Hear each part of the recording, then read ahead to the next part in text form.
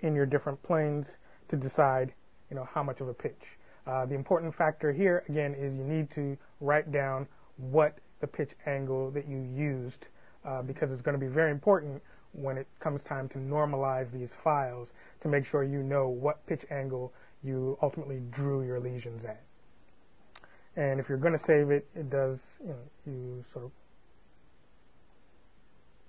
click the create map, and if you go back into the directory, you'll see an appended C. It appends an R onto the name of the file that it saved. Is it possible to yoke together the mask that you're drawing with the pitch structural image so that you don't even have to worry about keeping track of that number? You can draw and then it's actually normal orientation. Is it possible to yoke them? I don't think so. Guessing. It seems like an easier method, right? Yes. Yoke together the mask that you're drawing with the new orientation of the image. So you're pitching, say, like 60, whatever you're pitching. And then you draw them together, you save your mask, and then you unyoke. Or sorry, not unyoke. You go back to the original pitch, the zeroed pitch on the scan. Yeah, I'm not sure why. I mean, it seems like it seems like when you're drawing it should be drawing it as a straight line. Sure. Anyway, so you should be able to save it as well. Yeah. I guess I hadn't thought about it, but I haven't thought about it. But I mean, someone asked about Rez a couple weeks ago, and a lot of times we end up having to rotate the template thing because because you can't rotate the film. You can't rotate film. But still, you should be able to draw the template. But that's why we normally, that's why we normally rotate the template thing. But here, you could just rotate you don't even have to rotate the template. You could just rotate the subject. yeah. Exactly. So, and basically, again, as we talked about 2 weeks ago, you would go ahead and trace your lesion, save it in this format, and then when it comes time to normalize it, you would just open up that lesion file, the lesion tracing that you have itself, and repitch it back, in the opposite direction of what your original pitch is. So if you had originally pitched to, say, -6, you're going to go to +6 when you repitch your lesion tracing. And then often when you do that, you need to end up touching up the scan because you'll get this kind of strange striping that occurs when you do this sort of pitching method. I'm not going into great detail because that's really not what most people are interested in anyway. They're interested in the warp. But if you are interested in that, just kind of let me know, and I can sort of help navigate some of the perils there are using the Wimbledon method.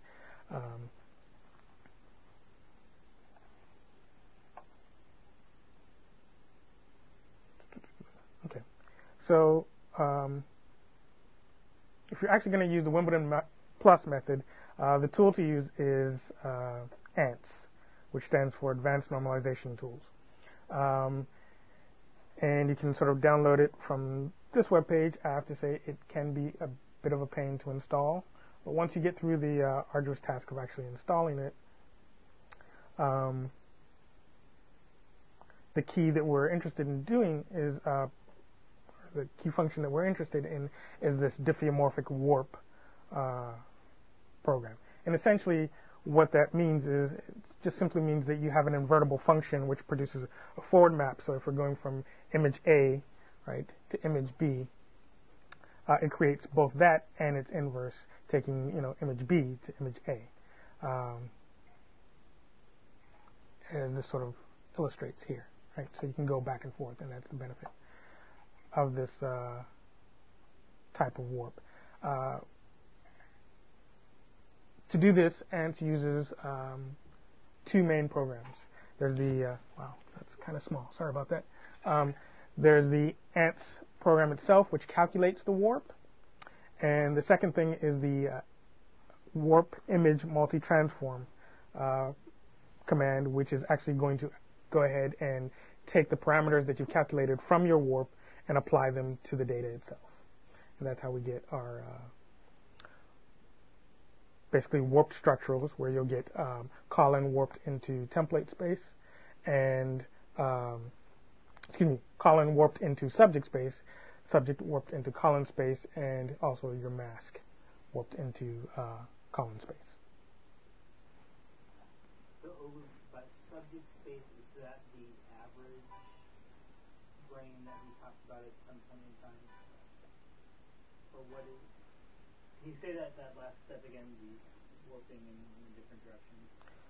So and I'll actually show you the output in a couple of slides down here. But essentially, what it's doing is you're going to take colon and you're going to take your subject and warp that into colon space. And it also produces the inverse, right, which is taking colon and warping that into the subject space, right? And then it's also going to output your mask. Why is that? Why is the second step important? The warping from colon to the subject space. How is that used? We really don't. We tend not to use that, but I sometimes look at it as a factor of how well the warp is going. I thought maybe it was related to what Bruce was talking about last time about sort of recovering, what do you call it, the Jacobi, whatever that was. Essentially recovering what had been required to achieve the warp, so that you could actually use that in an analysis. Is that related to this? That factor? You can get that from either transformation. I was going to say, Get it from either either The transformation. main reason people like to have reverse transformation is so they can do sample specifics on their eye. The idea is you draw a region of interest once on a template, and you can map it to each subject, and then derive some sort of measure for each subject individual.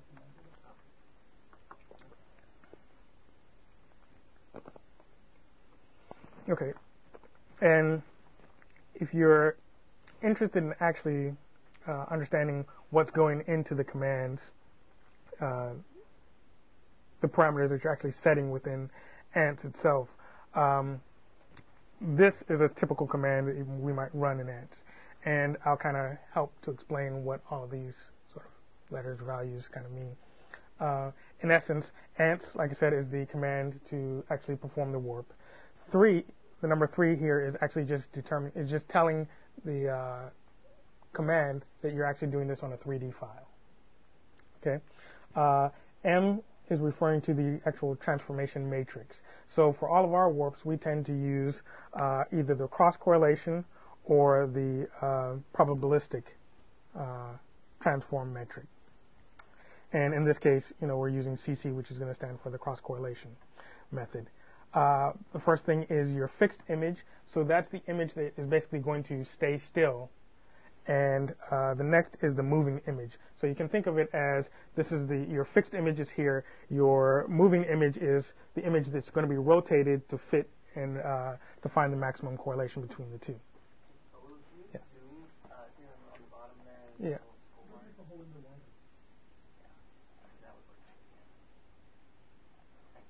Yeah.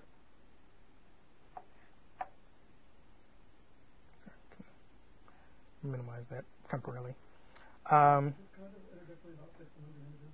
Sure. I can never remember which way it's supposed to be, and it doesn't really matter since the transformation is symmetric, but only one of those can have a lesion mask, and I believe it's the fixed image that can have a lesion mask, so we end up using the patient's image as the fixed image usually, and the template as the moving image. Okay. The next one, weight, tells ANTS to use only one metric. So with this command, you could, in theory, combine a couple of different metrics together. But in this scenario, the value 1 here is just saying stick with the cross correlation. Would you maybe just type in? Can you do that by fixed image? Just say something about that. That's the patient's. Yeah, sure. So that seems important to know.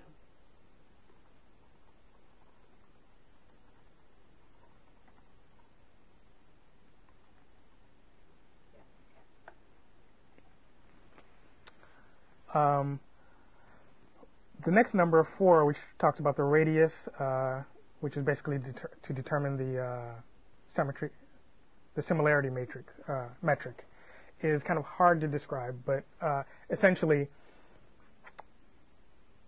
by increasing or decreasing this value, it makes the warp go longer, but it basically, in essence, is I don't know how to describe this, but it's basically saying how similar these two images need to be before I basically stop my number of iterations and move on to the next level. I guess is the best possible way to go. So the cross correlation is calculated locally. It's not a global feature. Yeah. So you have to decide how local it goes. Exactly. So if the number gets smaller, like 2, then the area that you are basing your similarity metric on gets smaller. Yeah. So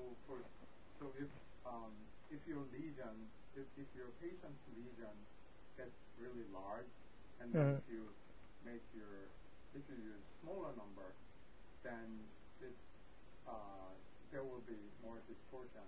So if you get like a distortion because your patient's lesion gets is large, then you have to manipulate this number so that you have so that you can get robust normalization results.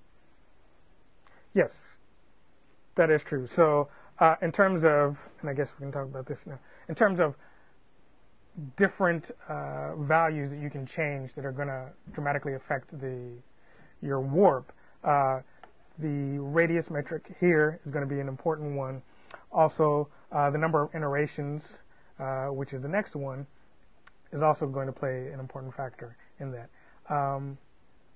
And that's, this value here, right?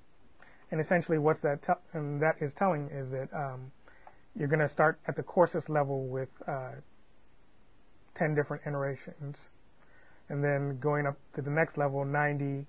At the next level is 90 again, and finally at the full resolution, 1. Dan, I don't know if you wanted to talk more about the number. I'm running immense numbers of registrations just systematically varying these parameters to see what actually ends up looking the best to my eyes with stroke patients. And I haven't arrived at what I would describe as a grand definitive set of parameters, but I'm getting close.